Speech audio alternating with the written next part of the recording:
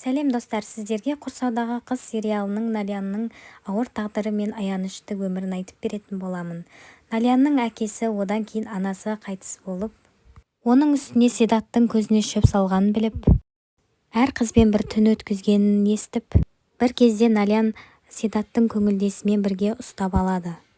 Әрине бұл жағдай оның одан сайын жүрегін екі есе жаралайды. Бірақ сонда да Седат өзін кінәлі сезінбей әрі қарай жалғастыра береді. Бір кезде Налянға қол көтермек болады. Солай Налян Седатпен ажырасып үйінен мәңгіге кетіп қалады. Басынан өткен жағдайдан соң Налян өзін жалғыз сезініп, тек жалғыз жұбанышы Хайри деп түсініп, оған көңіл бөле бастайды. Бұл кезде Налян Хайридің шынайы бет-бейнесінен хабары жоқ еді. Налян Седатты ұмыту үшін Хайримен бірге болады. Бірақ Налянға тағдыр тағы да бір үлкен сынақ дайындап қойған болатын. Седатқа тұрмысқа шығып барлығы жақсы болады деген ой сияқты Хайримен де барлығы жақсы болады деп ойлайды. Бірақ олай болмай шығады.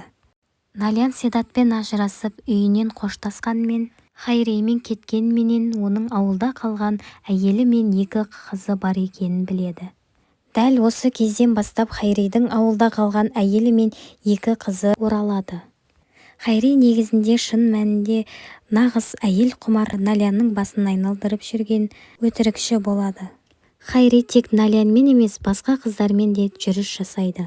Содан Налянның жүрегі қайта жараланып, Хайриден күдіктене бастайды.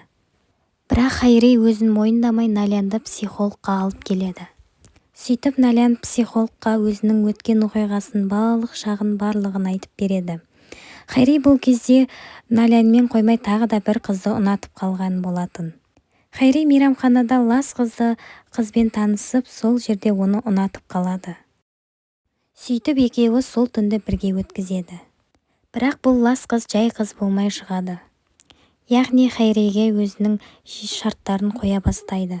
Хайри, егер сен мені жақсы көрсең, тек менің қолымнан ұстап, сен маған ғана үйленуің керексің деп шарттарын қоя бастайды.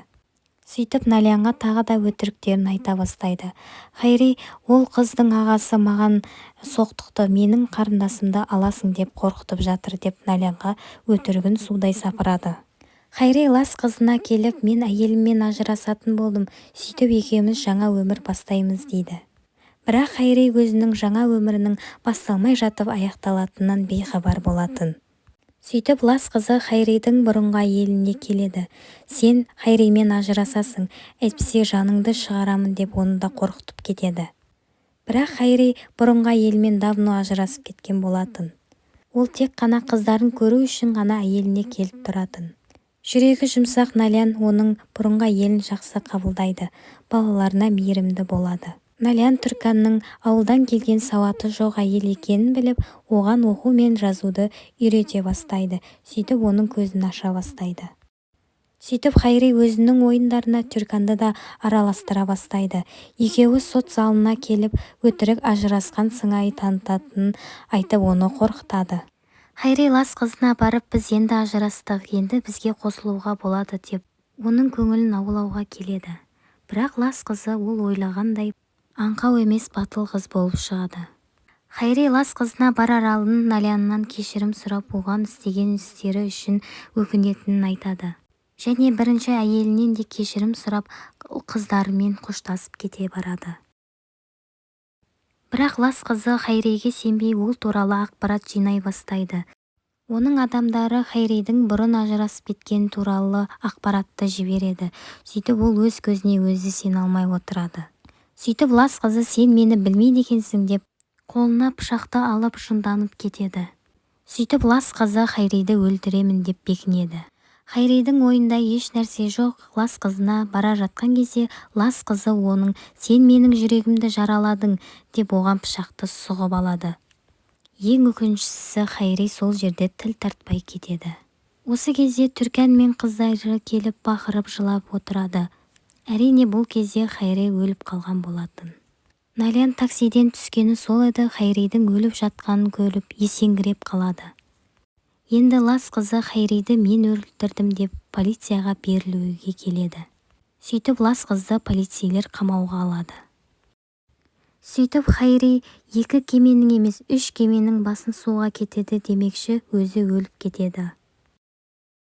Ал енді Седатқа келетін болсақ, ол Наляннан айырылғаннан кейін бұрынғы ақымақ әрі жолы болғыш емес еңбекқор компанияның иесіне айналады, бірақ оған тек қана Налян жетіспей тұратын. Сөйтіп Седаттың бұлай өзгергені Седаттың әкесіне жаға бастайды. Сөйтіп екеуінің аралары түзеле бастайды. Әкесі оны жақсы көріп өзінің мұрагері етіп дүниенің барлығын соған қалдырады. Седат Налянның сыртынан қарап жүріп, Хайридің оның көзіне шөп салғанын біліп алады. Кейін Хайридің қайтыс болған газет беттерінен көріп, сөйтіп Хайридің отбасына көмек беруді жөн көреді. Болған оқиғаға қатты есеңгіреген Налян күйзелісте жүреді. Мұңын шерін кімге тарқатарын білмей әбден қиналады. Сынақтан көз ашпаған Налянның көңілін аулау үшін Седат оны туылған күнінде оған тосын сый жасамақ болады. Сөйтіп өзінің алғаш кездескенде киген киімін киіп келеді. Алғаш кездескен ресторанында қайта кездесіп, Седаттың қуанышында шек болмайды. Енді Седат пен Налян бұрынғыдай емес, бір-бірін түсінетін, әрі сабырлы, әр сынаққа өздеріне дайын, мықты адамға айналады. Бізді тағдыр әбден сынаққа алды, біз өмірде не көрмедік деп екеуі сезімдері одан сайын нығая түседі. Седат Налянмен қайта қосылғысы келіп, оған неке жүзігін ұсынады. Сөйтіп Седат Налянға ұсыныс жасайды. Налян енді бақытты боламын деген үмітпен Седатқа қайта мүмкіндік береді. Солай екеуі үйленіп бақытты болады. Бірнеше жылдан кейін екеуінің балалары дүниеге келіп, барлығы той тойлап жатады.